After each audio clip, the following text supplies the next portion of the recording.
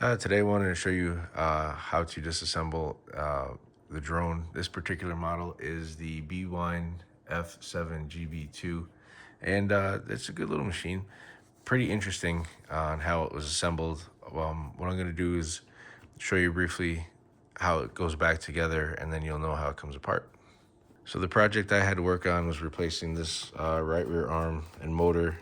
To do that, the unit itself sits on a pin here. This slides off, and then the wires come down to the circuit board right here, and they are soldered to the circuit board. But instead of unsoldering them from the circuit board, I cut them as long as I could from the circuit board off the bottom of the arm, and then soldered the wires together, and you can see the shrink tube and stuff there.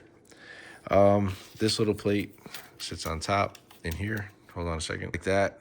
And then this upper piece, this is the top part of the battery box. You'll see how it goes together in just a second. There are 4 screws that hold this plate in, and then there are 6 screws that hold this battery box in. I recommend a magnetic screwdriver. If you don't have a magnetic screwdriver, you can magnetize this one. I have a video on how to do that. It's a couple of seconds long. You can watch it on learn how to magnetize a screwdriver. And then you have the next piece is this exoskeleton that sits on top. There are a lot of screws holding it in. And once you get the screws out, on the side there are these tabs here. So you have to, let me see over here. This is a piece, the finger sticking up. You have to push in the bottom to release the latch on the top. So the top would come out, the bottom plate goes in, and then this picks off. And then on top of that is you have a cover, and as you can see, a million tiny screws. On the back corners here, there's these little tabs that come off, and then underneath those tabs are 2 screws. You take out those 2 screws, and the front cover slides forward. You pick that up, and then underneath that you have this exoskeleton with a million screws, and you depress those tabs. This comes off. You unscrew the top part of the battery box. That comes off, and then this ribbon cable will unplug from the circuit board, although I didn't do that. Then you remove this bottom plate here, which is screwed down to get to the circuit board, and the rest is pretty much you figure it out. Thanks for watching. So this is with the exoskeleton on. There's 2 larger screws. All the screws are about the same size, except you'll see a large one here, another large one here, and they go through the cover that goes down through the arm for the propeller.